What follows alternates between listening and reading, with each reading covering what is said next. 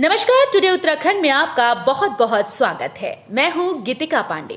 हमारे प्यारे राज्य उत्तराखंड से जुड़ी हुई खबरों को जानने के लिए टुडे उत्तराखंड को सब्सक्राइब करें और उत्तराखंड के किस जिले से ये वीडियो देख रहे हैं कमेंट बॉक्स में हमें जरूर बताएं।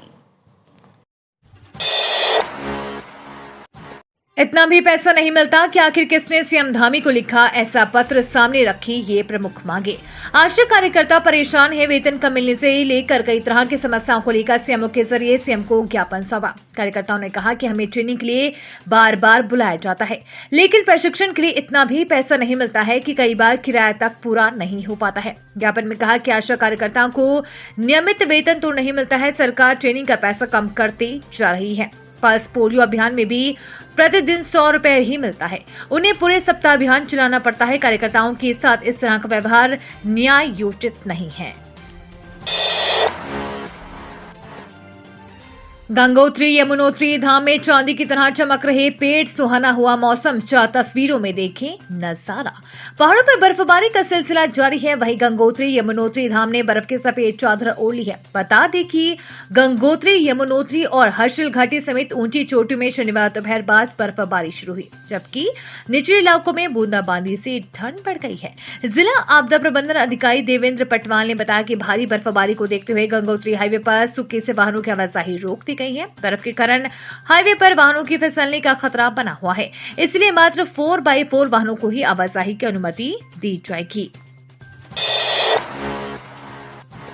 पिथौरागढ़ के 64 साल स्वास्थ्य, शिक्षा, रोजगार सब बेहाल, नहीं सुधरी हाल। जिले से 41% आबादी कर चुकी है पलायन। पिथौरागढ़ जिले का 24 फरवरी को 64वां जन्मदिन है। नेपाल और चीन सीमा से सटे इस जिले के कई गांवों ने भले ही नगरों का रूप ले लिया हो, लेकिन आज भी कई इलाकों में लोग मूलभूत सुविधाओं से वंचित है। सड़क सहित अन्य सुविधाओं के अभाव में पलायन से गांव खाली हो गए हैं। शिक्षा से लेकर रोजगार तक के लिए शहरों की खाक छानना लोगों की नियति बनी हुई है। 24 फरवरी 1960 को अल्मोड़ा से अलग कर पिथौरागढ़ जिले का गठन हुआ था। जीवन चंद्र पांडे जिले के पहले डीएम थे। हल्द्वानी हिंसा का मास्टरमाइंड अब्दुल मलिक गिरफ्तार, उत्तराखंड पुलिस ने दिल्ली से पकड़ा।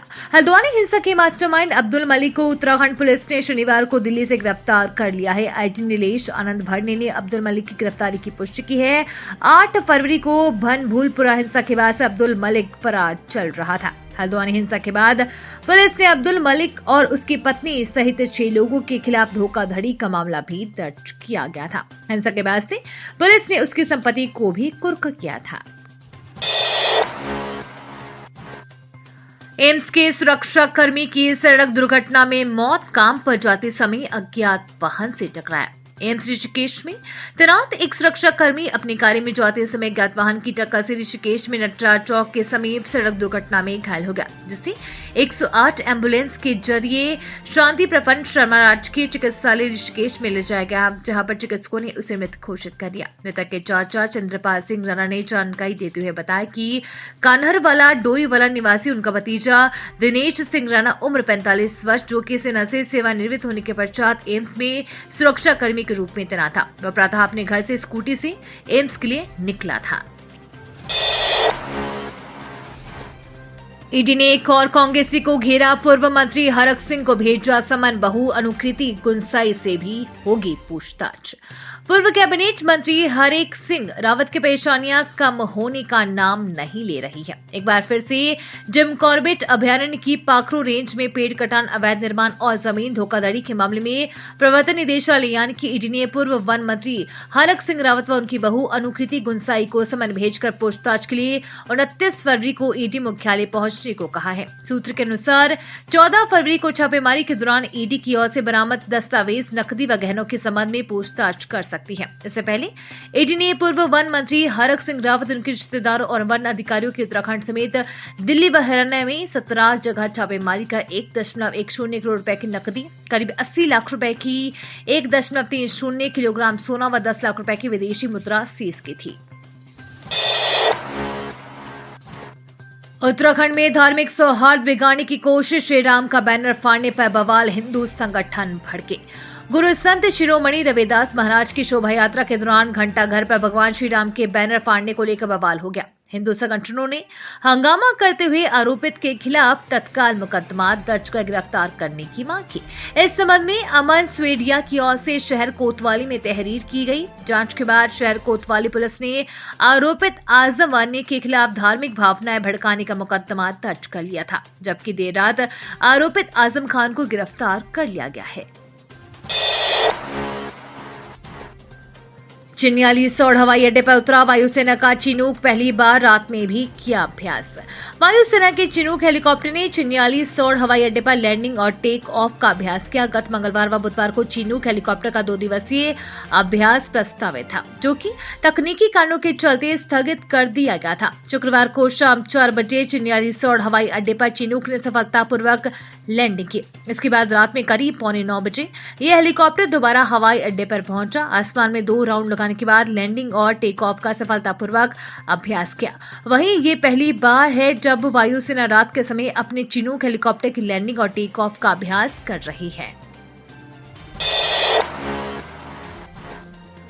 खून लेकर एम्स ऋषिकेश से नई टिहरी पहुंचा ड्रोन, महज 33 मिनट में 49 किलोमीटर की दूरी तय कर ली।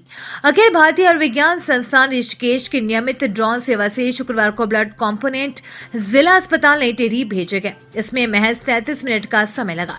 शुक्रवार को एम्स ऋषिकेश से उप निदेशक लेफ्टिनेंट कर्नल अमित परासर ने ड्रोन को नई टिहरी जिला चिकित्सालय के लिए रवाना किया। संस्थान के ड्रोन हेल्थ सेवा के नोडल अधिकारी डॉक्टर जितेंद्र गेरोला ने बताया कि ब्लड कॉम्पोनेंट की सुरक्षा के तहत कोल्ड चेन के साथ कुल वजन 1.8 किलोग्राम था। श्रीनगर में 24 घंटे में 9 लोगों पर हमला करने वाला गुलदार ढेर किए 4 फायर, 1 गोली लगी। श्रीनगर के विकास खंड कीर्तिनगर में अलग अलग स्थानों पर 24 घंटे के अंदर 5 महिला व 4 वन कर्मियों पर हमला करने वाला गुलदार मलीथा में ढेर हो गया। गुलदार को मारने के लिए वन विभाग की टीम ने 4 फायर किए। शुक्रवार सुबह 9:30 बजे के करीब गुलदार मलीथा में विधायक आवास के समीप एक होटल के भूतल में बने कमरे में घुस गया था। इसी दौरान देवप्रयाग विधायक विनोद कंडारी वन कर्मियों व प्रशासन के साथ बैठक कर रहे थे। बैठक समाप्त होने के 10 मिनट बाद विधायक कंडारी व अन्य लोग मौके पर पहुंचे। विधायक ने तत्काल वन विभाग की टीम को भी मौके पर बुलाया। करीब 1 घंटा गुलदार कमरे में रहा, लेकिन वन विभाग को उसे ट्रैंकुलाइज नहीं कर पाया, जिसके बाद गुलदार रेलवे प्रोजेक्ट निर्माण स्थल से खेतों की ओर भाग गया। बोर्ड परीक्षाएं कराएं या शिक्षिकाओं के विवाद निपटाएं, चर्चा में जीजीआईसी 5वीं बार पहुंची टीम।